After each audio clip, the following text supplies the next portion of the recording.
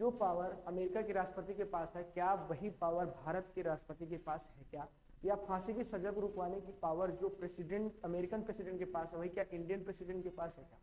क्या American president जो मनमानी कर पाता है अपने नियम को लेकर, क्या भारत का प्रेसिडेंट या गवर्नर उस चीज को जबरदस्ती करा सकता है क्या? वही चीज जानना है कि फांसी के लेकर राष्ट्रपति और गवर्नर की क्या बात रही होगी। ये बात मैं कर रहा हूँ राजीव गांधी के हत्याकांड की, जो 1991 में राजीव गांधी की जब मृत्यु हुई थी उस समय को लेकर केस अभी तक उन दोषियों को फांसी नहीं दिया गया है। ऐसा क्या कारण है कि राष्ट्रपति या गवर्नर और जिस राज्य में उनकी मृत्यु हुई तो वहां की राज्य सरकार का और ये भारत सरकार का ऐसा क्या कहना है जिनको अभी तक फांसी नहीं मिली है? और यहाँ पर इतना दबाव क्यों पड़ रहा है प्रेसिडेंट और गवर्नर पर, इतना प्रेशर क्यों और क्या वजह है? क्या ऐसा हो सकता है कि प्रेसिडेंट अपने इच्छा अनुसार कोई निर्णय ले सकते हैं? अगर ऐसा है या नहीं है तो इस चीज को पूरा अच्छे समझते देखते हैं। तो ये हमारे प्रेसिडेंट जी हैं, ठीक है, श्री रामनाथ कोविंद जी हमारे देश के प्रेसिडेंट और हमारे राज्य के गवर्नर है, जितने भी गवर्नर है भारत के सारे, ठीक है। तो पहले समझने की कोशिश करते हैं ये बात तब की है,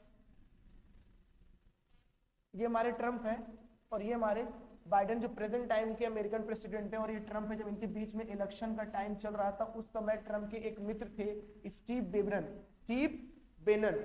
बेनन का ये कहना था, और उन्होंने पूरी तरीके से ट्रंप के इलेक्शन में पूरे तरीके से पैसे वाले आर्थिक सपोर्ट किए थे।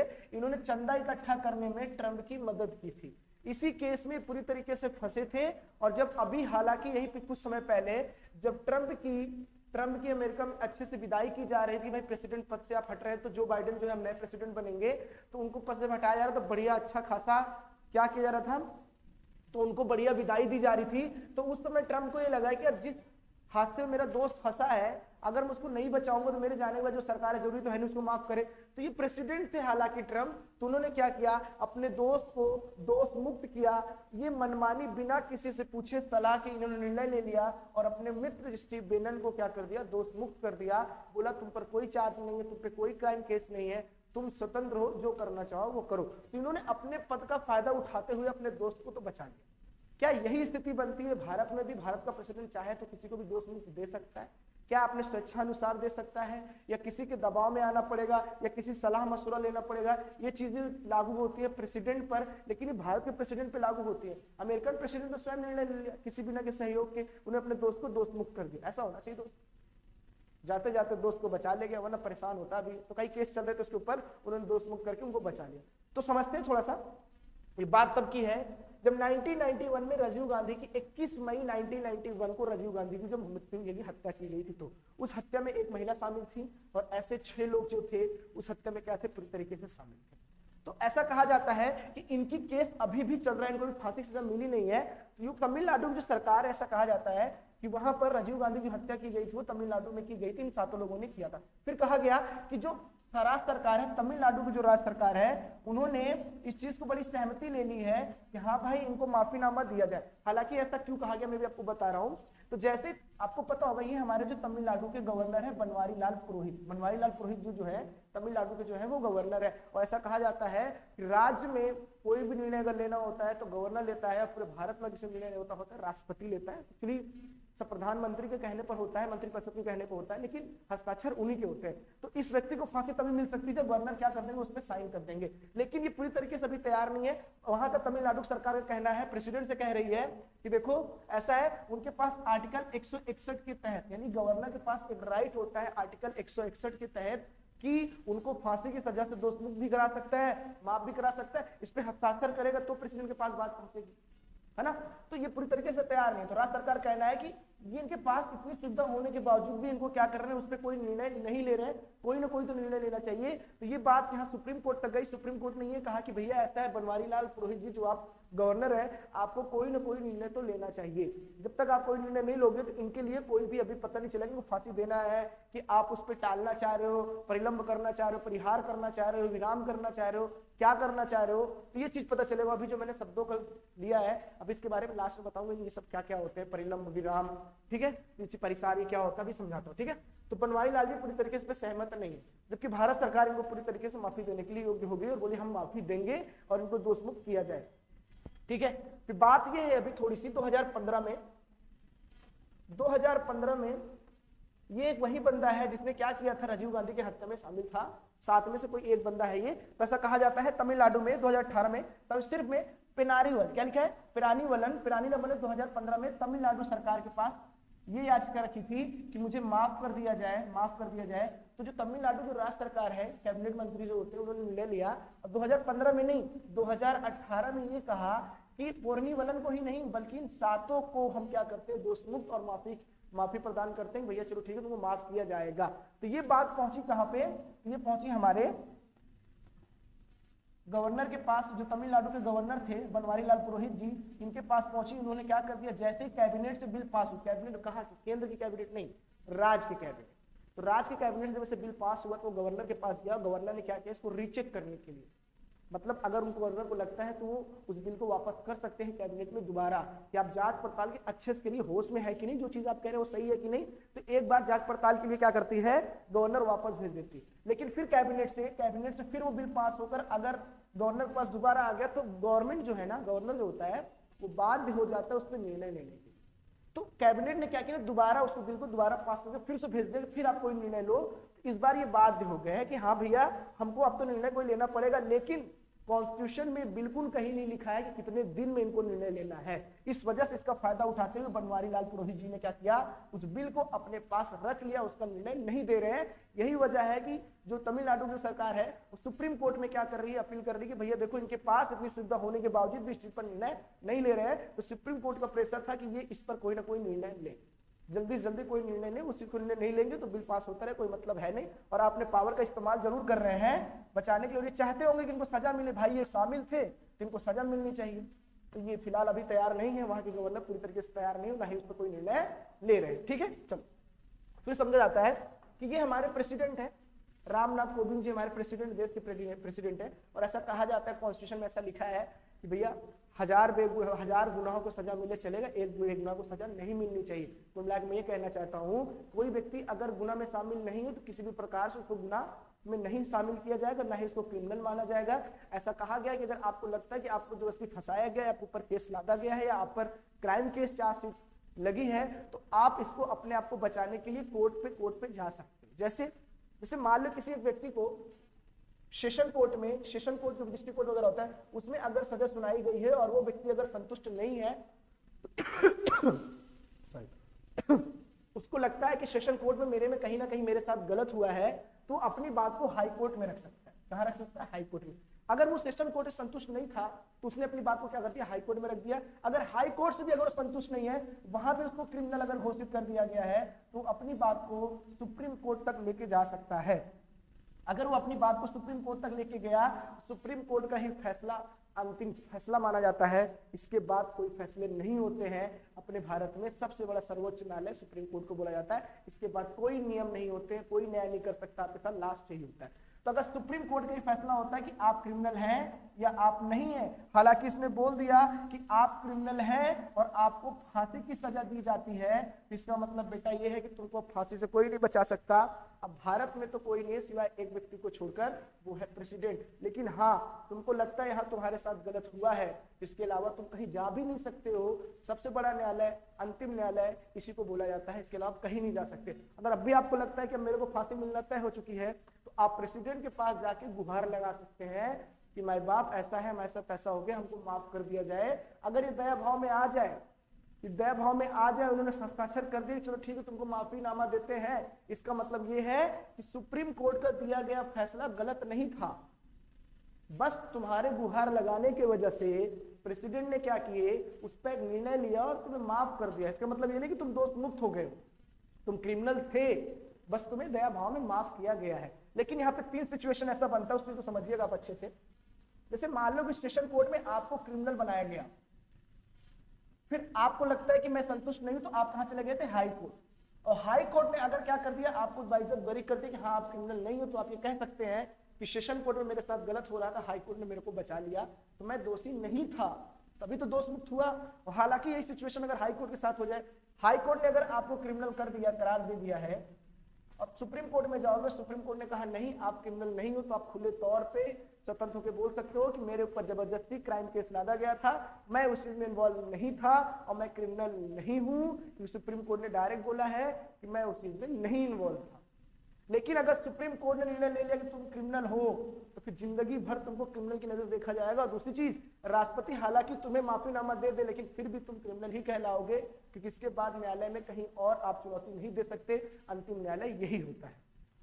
ठीक है, फिर ऐसा कहा जाता है कि राष्ट्रपति कोई किसी भी फॉर्म पर या किसी भी व्यक्ति को माफीनामा देना है कि नहीं देना है, पलटाना है कि नहीं करना है, ये सब निर्णय स्वयं से नहीं ले पाते। जैसे अमेरिका का राष्ट्रपति स्वयं से निर्णय ले लेते हैं, लेकिन भारत का राष्ट्रपति स्वयं से निर्णय नहीं लेते हैं। इनको भारत सरकार से या भारत सरकार के मंत्रिपरिषद सेंट्रल होते हैं, सेंट्रल में बैठे मंत्रिपरिषद कहा जाता है। आर्टिकल 74 के तहत राष्ट्रपति को कोई भी निर्णय लेना होगा, सलाह लेना होगा तो आर्टिकल 74 तक अपने मंत्रिपरिषद से लेंगे। इसका मतलब यह है कि राष्ट्रपति को सेंट्रल गवर्नमेंट से और जो राज्य के गवर्नर होते हैं अगर उनको भी माफीनामा देना हो या फिर किसी भी सजा को कम करना हो या टालना हो या माफ करना हो तो उनको राज्य सरकार से अनुमति लेनी पड़ती है, सलाह लेनी पड़ती है। अनुमति छोड़ दीजिए, सलाह लेनी पड़ती है कि हम ये करने जा रहे हैं क्या सही है कि नहीं, तो राज्य सरकार से एक बार जरूर पूछिए। उसी प्रकार प्रेसिडेंट भी अगर केंद्र में बैठी है तो सेंट्रल यानी भारत गवर्नमेंट से या भारत सरकार से, केंद्र सरकार से क्या करती है, एक बार अनुमति और लेती है। और एक चीज और, प्रेसिडेंट क्या करती है, उस राज्य के गवर्नर से भी एक बार जरूर निर्णय ले लेती है, पूछ लेती है, सलाह ले लेती है कि तुम्हारे राज्य में इस व्यक्ति का क्या दस्तावेज रहा है, व्यक्ति कैसे करेक्टर कर रहा है, वो कैसा था, कैसा है और कैसा रहेगा, ऐसा करके चर्चा विमर्श करते हैं तो उस पर निर्णय ले जाते हैं। तो भारत में न तो गवर्नर न तो प्रेसिडेंट पूरी तरीके स्वतंत्र नहीं है, उनको कहीं ना कहीं बाध्य किया गया है अपने मंत्रिपरिषद के लिए। ये मंत्रिपरिषद के द्वारा कहीं ना कहीं उनकी सलाह के वो काम नहीं कर सकते, बिना सलाह के कोई काम नहीं कर सकते।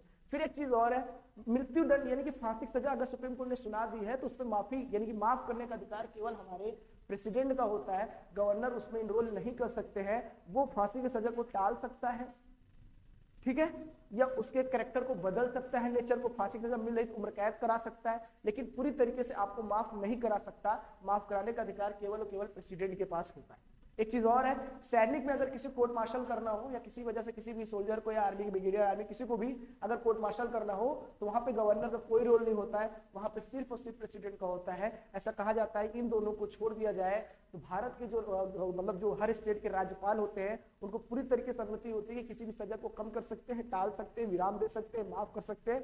दो लोगों को छोड़कर, दो चीजों को छोड़कर, पहला तो फांसी की सजा में माफ नहीं कर सकते, दूसरा आर्मी के फेवर में जा नहीं सकते। तो ऐसे दो को छोड़ दो। बाकी इसी वजह से क्या है ना, गवर्नर की पावर राष्ट्रपति कंपैरिजन में कम हो जाती है, सिर्फ दो की वजह से। बाकी जितना राष्ट्रपति का है उतना ही गवर्नर का हो जाता है राज्य में, ठीक है। चलो, तो इतनी बातें आपको समझ में आ गई।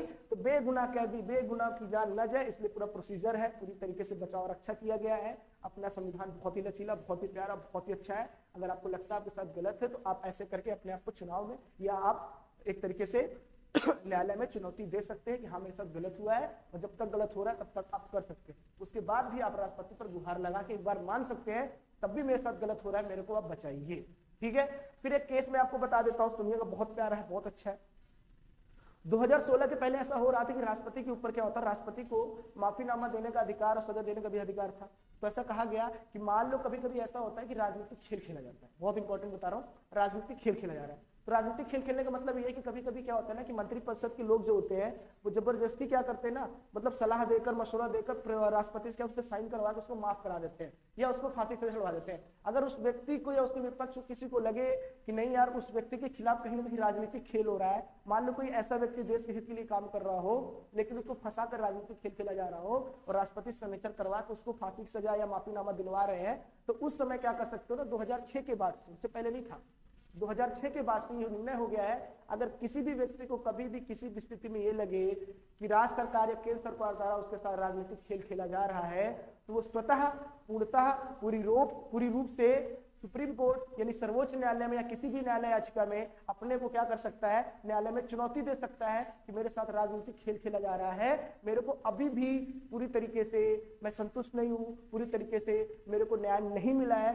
तो न्यायालय में चुनौती दे सकते हैं। 2006 के बाद से, मतलब राष्ट्रपति के हस्ताक्षर करने के बावजूद भी एक बार तुम न्यायालय में चुनौती कर सकते हो अगर तुमको ये लग जाए कि तुम्हारे साथ राजनीतिक खेल खेला जा रहा है। तो क्या बात समझ में आई? चलो, बहुत इंपॉर्टेंट बात है, ध्यान रखिएगा। फिर एक केस समझिएगा, फंक्टस ऑफिशियो। फंक्टस ऑफिशियो क्या होता है? अगर हाई कोर्ट ने अगर कोई निर्णय ले लिया और हाई कोर्ट ने कहा कि भैया इस व्यक्ति को मैं 10 साल की सजा दे रहा हूं, या इस न्यायालय से 10 साल की सजा उस व्यक्ति को मिल गई है, तो हाई कोर्ट किसी भी कीमत पर उस सजा को कम नहीं कर सकता और नहीं तो बढ़ा सकता है। एक बार लिया गया निर्णय दोबारा चेंज नहीं कर सकते हैं। ये वही वाली बात हो गई, मैंने एक बार कमिटमेंट कर दिया तो कर दिया, दोबारा मैं खुद की भी नहीं सुनता। तो हाई कोर्ट भी यही कह सकता है कि एक बार निर्णय दे दिया तो दोबारा उसमें कुछ नहीं कर सकता, तो इनके हाथ से वो चीज निकल चुकी है। फिर सुप्रीम कोर्ट ने अगर एक बार निर्णय ले लिया कि तुमको फांसी की सजा देनी है, या तुम्हें कारावास पूरा आजीवन कारावास देना है, या तुम्हें 20 साल की सजा देना है, जो भी निर्णय अगर एक बार ले लिया, तो चाहे वो हाई कोर्ट हो, चाहे डिस्ट्रिक्ट कोर्ट हो, चाहे वो सुप्रीम कोर्ट हो, अगर एक बार निर्णय ले लिया तो उसमें बदलाव वो नहीं कर सकते हैं। अगर बदलाव करते हैं तो फिर कहीं ना कहीं गलत है। फिर न्याय में भरोसा ही किसको रहेगा? एक बार निर्णय ले लिया गया इस व्यक्ति को ये सजा देनी है तो फिर डन, उसमें कोई चेंज नहीं कर सकते हैं। हालांकि प्रेसिडेंट के साइन करने के बावजूद भी लगता है कि उसके साथ गलत हुआ है, तो प्रेसिडेंट के ऊपर जो प्रेसिडेंट ऊपर केस नहीं करते, प्रेसिडेंट ने साइन किया होगा वो राजनीतिक खेल की वजह से दबाव में आके किया होगा, तो उसको हम याचिका क्या करते हैं, न्यायालय में हम चुनौती दे सकते हैं। ठीक है, बाकी सुप्रीम कोर्ट का दिया गया फैसला बदलता नहीं है। एक बार अगर निर्णय हो चुका है तो फिर हो चुका है, और इसके ऊपर कहीं आप जा भी नहीं सकते। ठीक है, चलो तो अगला देखेंगे यहाँ पे। ऐसा कहा जाता है कि आर्टिकल 72 और आर्टिकल 161 बहुत इंपॉर्टेंट है। आर्टिकल 72 के तहत जो प्रेसिडेंट है वो किसी की सजा को माफ कर सकते हैं, किसी भी सजा को छोटा कर सकते हैं, किसी की सजा को बदल सकते हैं, और उसे पूरी तरीके से माफ, विराम, परिलम, परिहार जो करना चाहे वो कर सकते हैं। जो शब्द का उच्चारण ले रहा हूं उसको लास्ट समझाता हूं क्या है। तो आर्टिकल 161 के तहत राज्य के कोई भी गवर्नर 161 के तहत किसी भी व्यक्ति की सजा को कम, छोटा, बड़ा, माफ हर तरीके से कर सकते हैं आर्टिकल 161 के तहत। और ये चीज बहुत ही समझदारी के साथ राज्य को दी गई है। अगर कभी लगे किसी व्यक्ति के साथ गलत हो रहा है और न्यायालय में वो चीज जा चुकी है, अब न्यायालय अपने निर्णय बदल तो सकता नहीं है, फिर भी अगर उस व्यक्ति को लगता है मेरे साथ कहीं ना कहीं गलत है, तो वो राज्य के गवर्नर या देश के राष्ट्रपति के साथ गुहार लगा सकता है और कह सकता है मेरे साथ गलत हो रहा है और मेरे को बचा लो, मेरे साथ ऐसा ऐसा हो रहा है। अगर उस पर कोई कार्रवाई हुई, उस पर मंत्रिपरिषद का या कैबिनेट का मशवरा लिया गया और लगा नहीं सही उसके साथ कुछ चीज ऐसा हुआ है, तो फिर राष्ट्रपति या गवर्नर पर सलाह क्या कर सकते हैं, उस पर हस्ताक्षर करके उसको माफ कर सकते हैं, उसके सजा को कम कर सकते हैं, उसके सजा में बदलाव ला सकते हैं। बदलाव कैसे? मान लो उसको बहुत ही कठिन कारावास मिल रहा है तो उसको नॉर्मल कर सकते हैं, बहुत लंबी सजा 20 साल मिल रही है तो उसको 10 साल कर सकते हैं, फांसी की सजा मिल रही हो सकता है उसको टालकर कारावास कर दें। तो ऐसे बहुत से निर्णय हैं, नियम है जो हमारे राष्ट्रपति और गवर्नर के हाथ में पावर होती है, वो चीज को ले सकते हैं, लेकिन स्वतंत्र पूरी तरीके से नहीं। उसको मंत्रिपरिषद यानी कैबिनेट के जो मिनिस्टर्स होते हैं उनके सलाह मशवरे के तहत ही ले सकते हैं। मैंने बोला ना कि प्रेसिडेंट जो है आर्टिकल 74 के तहत बाध्य है, तो उसे मंत्रिपरिषद का सलाह लेना होगा। उसी प्रकार राज्य के जो गवर्नर होते हैं 161 के तहत माफ करने का, छोटा करने का और क्राइम को बदलने का हर चीज का अधिकार है, लेकिन इनको भी अपने राज्य के मंत्रिपरिषद इन कैबिनेट से क्या करना पड़ेगा, सलाह लेना पड़ेगा। यूनियन ऑफ काउंसिल मिनिस्टर से क्या लेना पड़ेगा, सलाह मशवरा करके तभी उस पर निर्णय ले सकते हैं। स्वतंत्र नहीं है पूरी तरीके से, कि देश का कोई भी आदमी पूरी तरीके से स्वतंत्र नहीं है, कहीं ना कहीं वो कानून के दायरे में बंधा है, चाहे वो प्रेसिडेंट हो, चाहे वो गवर्नर हो, चाहे पीएम हो, चाहे वो मैं हो, सब कहीं ना कहीं कॉन्स्टिट्यूशन यानी कि संविधान के तहत सब कहीं ना कहीं बंधे हुए। ठीक है, तो ये बात आपको समझ में आ गई हो।